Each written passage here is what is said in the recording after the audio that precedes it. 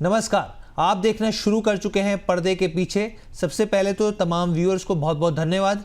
पिछले एपिसोड को आपका बम्पर रिस्पांस मिला और इस बार भी हम लोग पूरी कोशिश करेंगे कि आपको पूरे हफ्ते का लेखा जोखा फिल्टर करके बताएं। तो पूरा हफ्ता जो है फुल ऑफ एक्शन रहा, जहां सीज फायर के ऐलान के बाद सोमवार की एक तेजी सालों पुराने रिकॉर्ड तोड़ती हुई दिखी और पूरा हफ्ता एक हरे निशान में एक पॉजिटिव नोट पे बंद होता हुआ दिखा। वहीं अगर आप डिफेंस स्टॉक्स की बात करें तो वो रॉकेट बनते हुए दिखे। इतना ही नहीं, सुज़लॉन, वोडाफोन आइडिया और अनिल अंबानी की कंपनी ने एक लंबी छलांग लगाई है यहाँ पे। तो चलिए एक एक करके तमाम खबरों को आपके सामने पेश करते हैं। तो सबसे पहली खबर क्या है? सबसे पहली खबर है अनिल अंबानी की स्वामित्व वाली पावर सेक्टर की कंपनी रिलायंस पावर की। 5 दिनों में 16% से ज़्यादा का रिटर्न देती हुई दिखी ये कंपनी। क्यों? 2 बड़ी वजह रही। पहली वजह ये रही कि कंपनी की ओर से शानदार तिमाही रिजल्ट जारी किए गए। आपको बता दें कि वित्तीय वर्ष 2024-25 की मार्च तिमाही में कंपनी घाटे से मुनाफे में आ गई है और यहाँ पर अगर आप देखें तो कंपनी ने 126 करोड़ रुपए का मुनाफा दर्ज किया है, जबकि बीते साल की समान तिमाही में ये 397 करोड़ रुपए का भारी घाटा उठा रही थी यहाँ पर। अब रिलायंस पावर ने खर्चों में भी भारी कटौती करी है। हालांकि अगर आप कुल इनकम की बात करें तो वो 2193 करोड़ से घटकर 2066 करोड़ रुपए पर पहुंच गई है। लेकिन अगर आप खर्चों को देखें तो वो करीब करीब यहाँ पे 2615 करोड़ से घटकर 1998 करोड़ पर यहाँ पर पहुंचते हुए दिखे। अब दूसरी खबर क्या आई? दूसरी खबर ये रही कि जो सहायक फर्म है यानी कि रिलायंस एनर्जी प्राइवेट लिमिटेड की जो कंपनी है उसको SJVN से एक बड़ा सोलर प्रोजेक्ट मिला है यहाँ पे और इसमें 350 मेगावाट सोलर प्लांट और 175 मेगावाट एनर्जी स्टोरेज सिस्टम भी शामिल है। और ऐसी यहाँ पर उम्मीद जताई जा रही है कि इस प्रोजेक्ट के मिलने से कंपनी की ग्रोथ को नई रफ्तार मिलेगी। साथ ही आपको ये भी बता दें कि स्टॉक में विदेशी निवेशक यानी कि FIs ने भी अपना भरोसा जताया है और दिसंबर 2024 तिमाही तक रिलायंस पावर में FIs की जो होल्डिंग थी वो 12.95% थी, लेकिन मार्च तिमाही में यानी Q4 में ये बढ़कर 13.21% पे पहुंच गई है।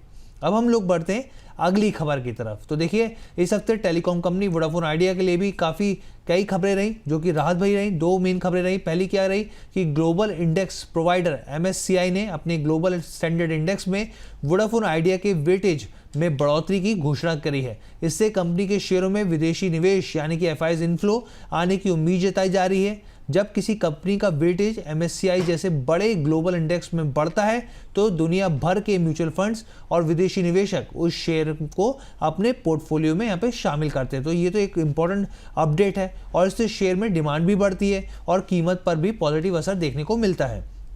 नुआमा रिसर्च के मुताबिक वोडाफोन आइडिया में MSCI रीबैलेंसिंग के बाद करीब $16 मिलियन यानी कि लगभग 130 करोड़ तक का विदेशी निवेश आ सकता है, ऐसे की संभावनाएं जताई जा रही हैं और ये बदलाव 30 मई को ट्रेडिंग क्लोज होने के बाद लागू होगा। अब दूसरी खबर क्या रही? दूसरी खबर ये रही कि कर्ज में डूबी वोडाफोन आइडिया ने एक बार फिर से AGR यानी कि एडजस्टेड ग्रॉस रेवेन्यू बकाया को लेकर सुप्रीम कोर्ट में राहत गुहार लगाई है।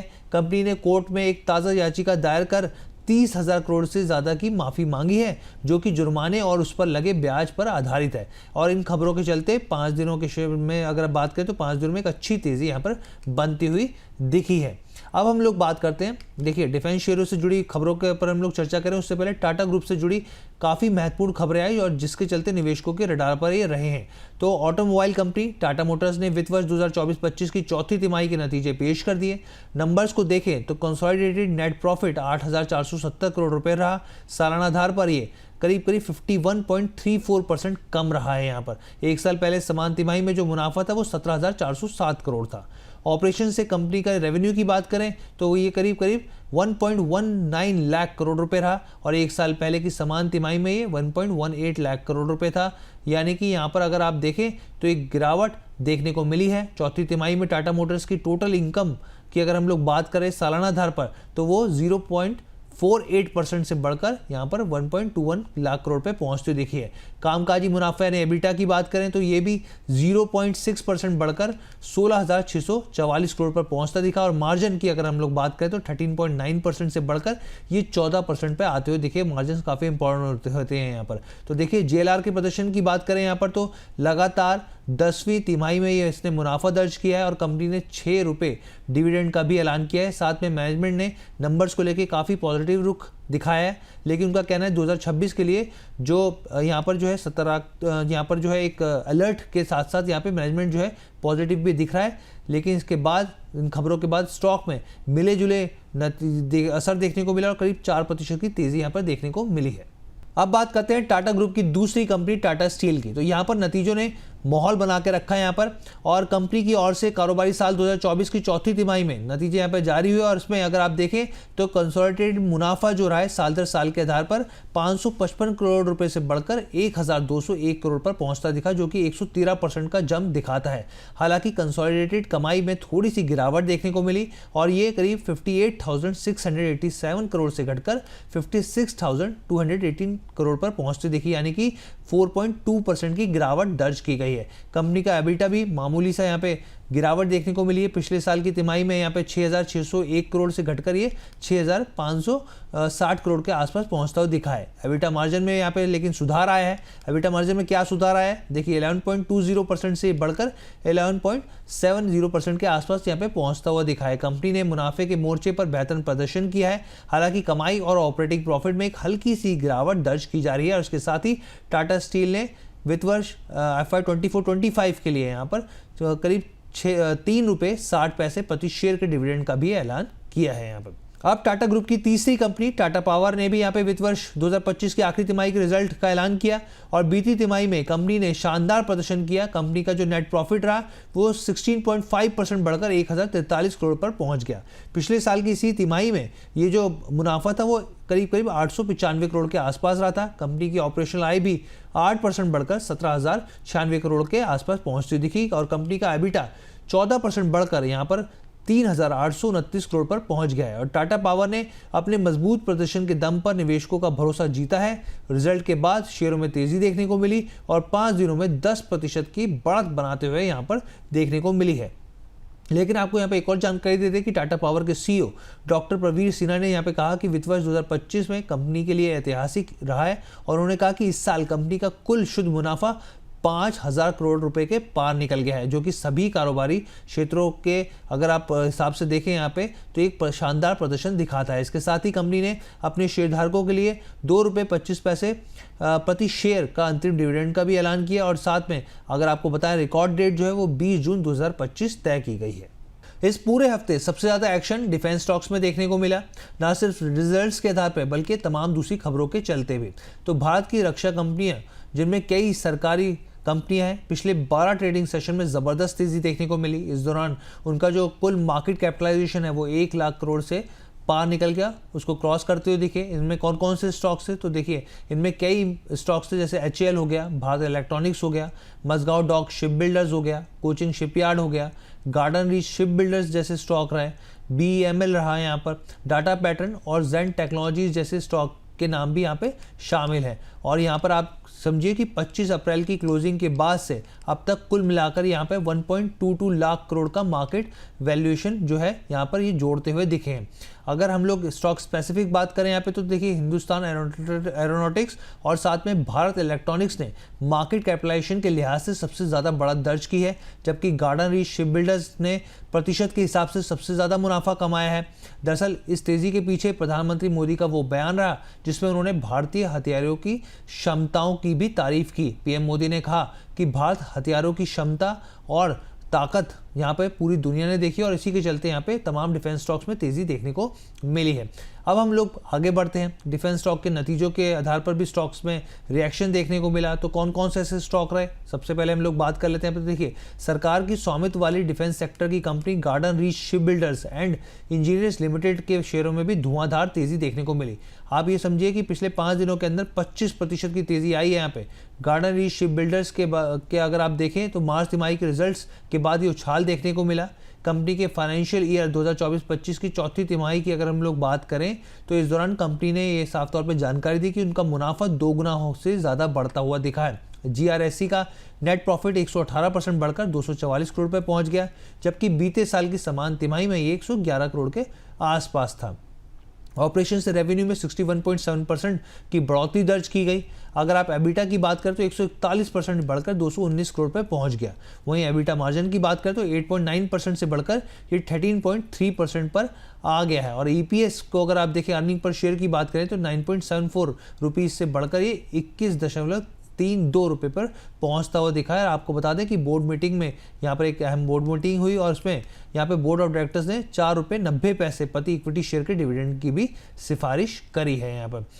अब हम आगे बढ़ते हैं और मल्टीबैगर एचएएल की बात करते हैं। वित्त वर्ष 2024-25 की चौथी तिमाही में इन्होंने इस कंपनी ने नतीजे जारी किए और कंपनी का जो कंसोलिडेटेड मुनाफा है वो 7.7% की गिरावट के साथ यहाँ पर 3,977 करोड़ पे पहुँच गया है। और कंपनी की जो यहाँ पर कंसो आय की बात करें तो वो इस बार 13,700 करोड़ पर रही है और एक साल पहले समान तिमाही में ये 14,770 करोड़ के आसपास थी, जिससे साफ तौर पे 7.2% की कमी यानी कि गिरावट देखने को मिल सकती है। एबिटा की बात करें यानी कि कमाई से पहले के जो ऑपरेशनल प्रॉफिट होते हैं वहाँ पर क्या स्थिति रही, तो देखिए वहाँ पे जो स्थिति रही वो पहुँचा यहाँ पे 5,295 करोड़ के आसपास पहुँचता हुआ दिखा, जो कि पिछले साल यहाँ पर 5,906 करोड़ के आसपास था। वहीं एबिटा मार्जिन की बात करें तो 40% से ये घटकर 38.65% पे पहुंचता हुआ दिखा है। नंबर्स भले ही यहाँ पर नेगेटिव ट्रेंड दिखाते हैं, लेकिन एचएएल ने तिमाही नंबर्स ने जो अगर आप देखें तो अनुमान से बेहतर प्रदर्शन किया, जो कि मार्केट को या फिर जो कहें स्ट्रीट को उम्मीद थी उससे बेहतर प्रदर्शन करते हुए दिखे, जिसके चलते शेयरों में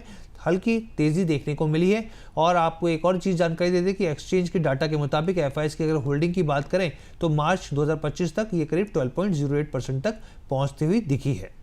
इसके बाद एक और सरकारी defence company Cochin shipyard limited के बारे में बात कर लेते हैं और इसके शेयरों में भी एक बम्पर तेजी देखने को मिली और ये बढ़त कंपनी की मार्च तिमाही के नतीजों के बाद आई और लगातार 5 दिन तक स्टॉक में एक धुआंधार तेजी देखने को मिली।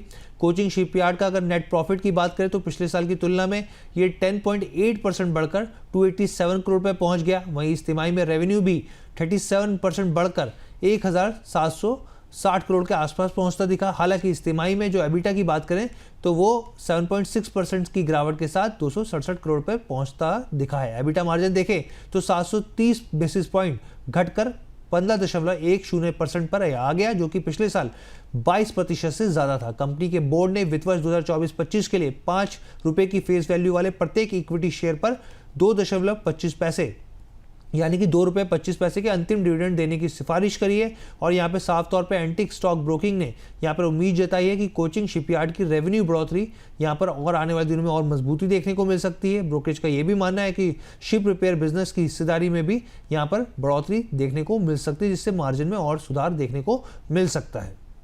एक और सरकारी कंपनी जिसमें रिटेल की हिस्सेदारी है काफ़ी खबरों में बनी रही, यहाँ पे गैस कंपनी गेल इंडिया की बात कर लेते हैं। मार्च तिमाही के नतीजे इन्होंने जारी किए। कंपनी ने जहाँ कंसोलिडेटेड नेट प्रॉफिट में बढ़ोतरी दर्ज करी, वहीं एबिटा और मार्जिन्स में मोर्चे पे साफ तौर पे दबाव देखने को मिला, जिसके चलते स्टॉक की पिटाई भी देखने को मिली। अगर नंबर्स की बात करें तो नेट प्रॉफिट जो है वो 28% बढ़कर 11,312 करोड़ पे पहुंच गया, जबकि वित्त वर्ष 2024 में मुनाफा जो है 8,836 करोड़ पे पहुंचता दिखा। अगर आय की बात की जाए तो ये 11.2% बढ़कर 36,442 करोड़ पर पहुंचा है। एबिटा को अगर आप देखें यानी कामकाजी मुनाफे की बात करें तो यहाँ पे 8.1% की गिरावट देखने को मिली है, जबकि आप ये देखिए कि अभी जो Q4 में नंबर आए इसके 3,536 करोड़ आए, जबकि एक साल पहले यहाँ पर 3,850 करोड़ के आसपास था, यानी कि गिरावट देखने को मिली है। एबिटा मार्जिन की बात करें तो यहाँ पर भी डिप आया, 11.8% से गिर कर 9 यहाँ पर पहले जो था यहाँ पर जो था 9.7 था और वहाँ से 11.8% पे पहुँचता हुआ दिखा है। वित्त वर्ष 2025 में ऑपरेटिंग कैश फ्लो की अगर आप बात करें तो वो 15,735 करोड़ रुपए रहा है। साथ ही कुल कर्ज की बात करें तो 13,576 करोड़ रुपए रहा है। और कंपनी ने डिविडेंड का भी ऐलान किया, जिसके तहत 1 रुपये प्रति शेयर की सिफारिश की गई और साथ ही 6.5 रुपये के अतिरिक्त डिविडेंड का यहाँ पर ऐलान किया गया है। तो इसलिए ये काफ़ी इंपॉर्टेंट हो जाता है यहाँ पर। अब अगली कंपनी की बात करते हैं। Auto component maker ask automotive ने Q4 के यहाँ पे भी नतीजे जारी किए गए। कंपनी का जो नेट प्रॉफिट है सालाना आधार पर वो 20.5 यानी कि 20.5% बढ़कर 57 करोड़ पे पहुँचता हुआ दिखा है, जबकि पिछले साल इसी तिमाही में 47 करोड़ के आसपास था। ऑपरेशन से आय जो है 8.6% बढ़कर 849 करोड़ पर पहुँच गई है, जो कि पिछले साल करीब 782 करोड़ के आसपास थी। एबिटा को देखें आप तो एबिटा में जो है करीब करीब 25% की बढ़ोतरी देखने को मिली और 103 करोड़ पर ये पहुंच गया, जबकि पिछले साल 82 करोड़ के आसपास था। एबिटा मार्जिन जो है करीब 10.5% से बढ़कर 12.2% पर आ गया है। और साथ ही हम अगर दूसरे सेगमेंट की बात करें, जैसे कि यहाँ पे एडवांस ब्रेकिंग सिस्टम की बात करें, तो उस बिजनेस में 9% की बढ़ोतरी दर्ज की गई है। एल्यूमिनियम लाइट वेटिंग सोल्यूशन की अगर आय को देखें तो वहाँ पे 21% यहाँ पे बढ़ोतरी देखने को मिली है। और एक्सपोर्ट भी जो है, एक्सपोर्ट के मोर्चे पे देखें तो ये 28 करोड़ से बढ़कर 39 करोड़ पे पहुंच गया है। मोटरसाइकिल और स्कूटर बनाने वाली दुनिया की सबसे बड़ी कंपनी हीरो मोटोकॉर्प ने भी यहां पर कारोबारी साल 2025 यानी कि जनवरी मार्च तिमाही के नतीजे जारी कर दिए हैं। हीरो मोटोकॉर्प ने कारोबारी साल 2025 में अपनी सबसे ज़्यादा आय और मुनाफा प्रॉफिट आफ्टर टैक्स हासिल किया। चौथी तिमाही में कंपनी का नेट मुनाफा 1081 करोड़ रहा, जो कि पिछले साल की इसी तिमाही में 1016 करोड़ से यहाँ पर ये 1016 करोड़ था, यानी कि इस हिसाब से देखिए 6.4% की बढ़ोतरी दर्ज की गई है। अगर कंपनी की आय की बात की जाए तो ये करीब 9,939 करोड़ रही, जो कि पिछले साल 9,519 करोड़ थी, यानी कि 4.4% की बढ़ोतरी यहाँ पर भी देखने को मिली। अगर आप एबिटा यानी कामकाजी मुनाफे की बात करें तो ये 1,417 करोड़ रहा और यहाँ पर भी 4.4% से ज़्यादा की बढ़ोतरी दर्ज की गई है। अगर आप यहाँ पे और भी तमाम चीज़ें रही जो काफ़ी इंपॉर्टेंट थी, हीरो मोटोकॉर्प ने यहाँ पे साफ तौर पे कहा कि आने वाले समय को लेकर वो सतर्कता बरत रहे हैं, साथ में पॉजिटिव भी हैं, लेकिन कंपनी को उम्मीद है कि बाजार की स्थिति धीरे धीरे बेहतर होगी। और साथ ही कंपनी ने यहाँ पर 3250% यानी कि 65 रुपये प्रति शेयर अंतरिम डिविडेंड का भी ऐलान करते हुए वो दिखे हैं। अब बात करते हैं सुज़लॉन एनर्जी की। यहाँ पर इस हफ्ते स्टॉक में एक बम्पर तेजी देखने को मिली। 5 दिनों में शेयर 15% से ज़्यादा उछलता हुआ दिखा। जैसे इस तेजी के पीछे brokerage firm Motilal Oswal financial की एक रिपोर्ट रही। यहाँ पर साफ तौर पर इस रिपोर्ट में कहा गया कि सबसे पहले तो इसमें खरीदारी की सलाह दी गई और 75 रुपये का टारगेट भी दिए गए। रिपोर्ट की अहम बातें हम आपको बताए थे। रिपोर्ट में कहा गया कि सरकार की तरफ से हाल ही में revise list of models and manufacturers से जुड़ा एक ड्राफ्ट नोटिफिकेशन जारी किया गया है, जिसमें विंड टरबाइन निर्माण में स्थानीय जो जिसे लोकल कंटेंट कहा जाता है यहाँ पर, उसका उपयोग ज़रूरी किया गया है। और ब्रोकरेज का यहाँ पे साफ तौर पे मानना है कि अगर ये नियम लागू होता है तो ये भारतीय कंपनियों के लिए लंबे समय तक फ़ायदेमंद रहेगा और सुज़लॉन जो है इसका सबसे बड़ा बेनिफिशियरी होगा, सबसे बड़ा फ़ायदा मिलता हुआ दिखेगा। रिपोर्ट में कुछ और बातें भी की गई। यहाँ पे कहा गया कि जो revise list of models and manufacturers है उसके नियम लागू होने से भारतीय कंपनियों के लिए भी कंपटीशन कम हो सकता है और सुज़लॉन जैसी कंपनियों का मार्केट शेयर भी बढ़ सकता है। अब बात करते हैं अहमदाबाद की कंपनी जेनसोल इंजीनियरिंग की। यहाँ पर ये शेयर जो है लगातार खबरों में बना रहा है। दरअसल जेनसोल के मैनेजिंग डायरेक्टर अनमोल सिंह जग्गी और whole time director Puneet Singh Jaggi ने अपने पदों से यहाँ पे इस्तीफा दे दिया। अनमोल सिंह ने अपने इस्तीफे में साफ तौर पर लिखा कि सेबी के 15 अप्रैल 2025 के आदेश के कारण से ये इस्तीफा दे रहा हूँ। मैं बोर्ड मैनेजमेंट और कर्मचारियों को उनके समर्थन के लिए बहुत बहुत धन्यवाद देता हूँ। जिसके बाद शेयर में पहले तो गिरावट रही लेकिन फिर तेज़ी देखने को मिली और ये वही कंपनी है जिसके शेयर पिछले साल 1124 के शिखर पर पहुंचते दिखे थे और वहां से 94% की भारी गिरावट देखने को मिली और निवेशकों को भारी नुकसान यहां पर उठाना पड़ा है। सेबी ने अप्रैल में अपने अंतरिम आदेश में जेनसोल पर गंभीर आरोप लगाए। उनका क्या कहना था, देखिए उन्होंने ये साफ तौर पे कहा था कि कंपनी ने इरडा और पीएफसी से करीब 900 करोड़ से ज़्यादा का लोन लिया और जिसका मकसद 6400 इलेक्ट्रिक वाहन यानी कि ईवी खरीदना था और उन्हें ब्लू स्मार्ट मोबिलिटी को लीज पर देना था। लेकिन चौंकाने वाली बात यह रही कि सिर्फ 4700 व्हीकल्स ही खरीदे गए जिसकी कीमत करीब 567 करोड़ थी, जबकि बाकी 262 करोड़ रुपए कहाँ रहे इसकी जाँच की जा रही है यहाँ पे। वहीं दूसरी ओर डिजिटल पेमेंट कंपनी पेटीएम में बड़ी हलचल देखने को मिली। इस स्टॉक में करीब 2 करोड़ शेयर यानी कि 41% इक्विटी में सौदे देखने को मिले। पेटीएम शेयरों की जो ये बिक्री है एंडफिन ने यहाँ पे की और ये ब्लॉक डील करीब 2200 करोड़ रुपए पर होती हुई दिखी। पेटीएम शेयर में इस ब्लॉक डील के बाद शेयर में करीब 5% की तेज गिरावट देखने को मिली। इस बिक्री के लिए शेयर की कीमत 809 रुपये प्रति शेयर के हिसाब से तय की गई। कुछ वक्त पहले ही पेटीएम ने अपनी चौथी तिमाही के नतीजे भी जारी किए थे और जनवरी मार्च तिमाही के दौरान अगर आप इसके रिजल्ट्स को देखें तो कंपनी की जो आय है वो 15.7% घटकर 1912 करोड़ पर पहुंच गई, जो कि पिछले साल 2267 करोड़ के आसपास थी। हालांकि कंपनी की जो अन्य आय है वो बढ़ती हुई दिखी, लेकिन यहाँ पे सबसे अहम बात यही रही कि कंपनी की तरफ से कहा गया कि वो जल्द ही मुनाफे में आती हुई दिखेगी। अब बात करते हैं रेमंड की। तो ये जो शेयर है लगातार खबरों में बना रहा। क्यों बना रहा? अचानक से शेयर में लगभग 66% की गिरावट दर्ज की गई, जिससे निवेशकों के बीच में चिंता का माहौल बन गया। हालांकि मार्केट एक्सपर्ट ने साफ तौर पे कहा कि ये गिरावट किसी बिकवाली की वजह से नहीं, बल्कि कंपनी के real estate business Raymond reality के डीमर्जर के कारण ये कीमत के प्राइस का एडजस्टमेंट देखा गया, जिसकी वजह से यहाँ पे जो स्टॉक है वो टूटता हुआ दिखा। एक्सचेंज के डाटा के मुताबिक दिसंबर 2024 में जो हिस्सेदारी है वो 15.38% थी, वहीं मार्च 2025 में जो हिस्सेदारी है वो 15.64% हो गई है यहाँ पे। और डीआईएस ने यहाँ पे जो हिस्सेदारी है दिसंबर 2024 में अगर आप देखें तो 7.2% थी, वहीं मार्च 2025 में जो हिस्सेदारी है घटकर यहाँ पे 6.85% हो गई है। आपको बता दें कि रेमंड ने अपने रियल एस्टेट बिजनेस को अलग यानी कि स्वतंत्र कर दिया और जो कंपनी का नाम है वो रेमंड रियलिटी बना दिया गया है। शेयरधारकों को रेमंड की तरफ से हर एक शेयर पर रेमंड रियलिटी का एक शेयर मिलेगा और इसका मतलब ये हुआ कि निवेशकों को कुल वैल्यू में कोई गिरावट यहाँ पर देखने को नहीं मिलेगी। अब उन्हें 2 कंपनियों में हिस्सेदारी के तौर पर देखने को मिल सकती है। तो ये ओवरऑल शो था पर्दे के पीछे और हमने पूरी कोशिश की तमाम खबरों को कवर करने की। आपको ये पूरा शो कैसा लगा कमेंट करके ज़रूर बताइएगा। बहुत बहुत धन्यवाद।